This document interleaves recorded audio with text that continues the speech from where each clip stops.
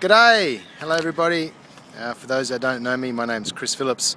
I'm one of Jacob's dodgy mates from Perth. Here we are in Perth in Western Australia. A couple of days before the wedding, nothing like a last minute video.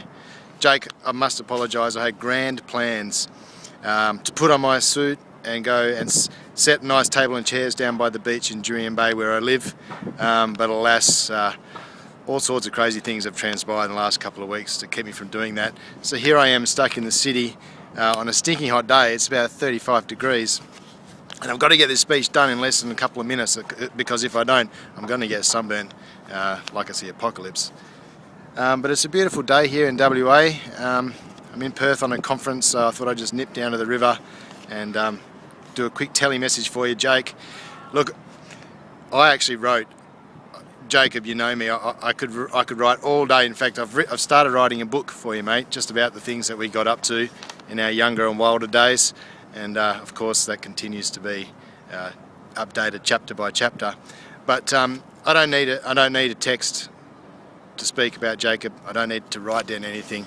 The problem with talking about Jacob is it's just too much material. We got up to some good times, and Jacob's already maybe promised that I won't divulge any of our classified information from what we used to get up to. So I'd like to just keep it short and sweet, if I may, and the people at the restaurant just behind where I'm speaking are looking at me strangely, so I am going to keep it short. I'd like to just say a few words, read out a short poem, and wrap it up at that. I promise I won't go over 5 minutes. But what can I say? Congratulations, Jacob and Stephanie.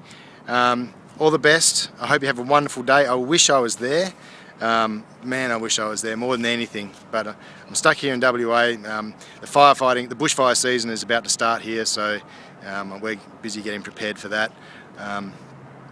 But guys, I couldn't be more happier. Jacob, mate, you're my best friend, and I'm just so pleased that you found happiness and contentedness with Stephanie, and I know how happy you are, and I just hope and wish from the bottom of my heart that that today and forever for you guys is everything that you ever wanted it to be and everything that you deserve it to be. Jake, you're an amazing guy. I love you very much. You're like a brother to me, and hopefully I'll get over to Canada soon and give you a big hug and we can catch up over a couple of beers. But I do need to share with you a couple of anecdotes about Jacob. As I said, I could talk all day about him. Well, I'll share how we first met. I used to live in a house in Mosman Park, and I was there doing my own thing, and one night I had a house party, and it was all sorts of people turned up, and it was getting a bit late into the evening and people were starting to dwindle, and so all of a sudden there was this guy, and I'd never seen him before, never met him before, didn't know who he was. This guy, and he just suddenly jumped up on the dining table that we had in the backyard there, stood up and at my house, at my party, and gave this speech. And the speech was thanking the hosts for conducting a lovely party. And the speech went on for about 5 or 10 minutes, and it was one of the most profound, intelligent, beautiful speeches I've ever heard from a young man who I'd never seen before at my own house. And there was a few looks passed around saying, "Who's this bloke?" And from that point forward, Jake and I were very, very firm friends. And that's the kind of guy Jake is. He's audacious, he's intelligent, and he just doesn't give a shit. He's up there, he'll say whatever he wants to say, he'll stand on a table at a stranger's party and deliver one of the best speeches of all time. So that was how I met Jake. And I don't know, he must have been only 19 or 20, so it's been a long time now. What's another story that we can get away with, Jake? What about the time you rode your motorbike?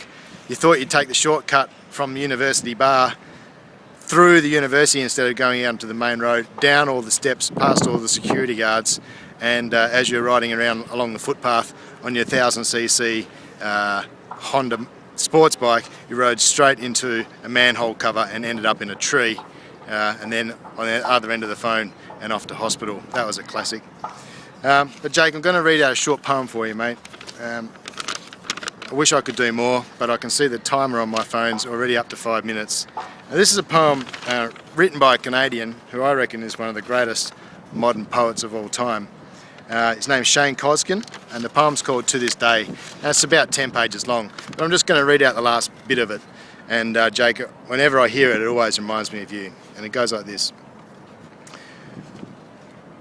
We grew up learning to cheer on the underdog because we see ourselves in them.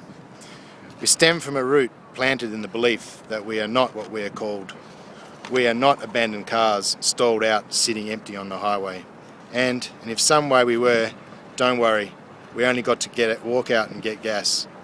We are graduating members of the class of We Made It, not the faded echoes of voices crying out names will never hurt me. Of course they did, but our lives will only ever always continue to be a balancing act. That has less to do with pain and more to do with beauty. Jake, we love you, mate. Have a great day. Have a beer for me. Don't party too hard. And we love you. Congratulations to you and Stephanie and Maddie. And we're thinking of you here in Australia. We love you very much. Man, I'm sorry. I wish I could be there. Take care. Hello, everybody in Canada. Look after that boy. You got yourself a good one. Good on you, Jake. Love you guys. See ya. Oh, Jake, by the way, here's a bit of the city. Here we are, down on the Swan River.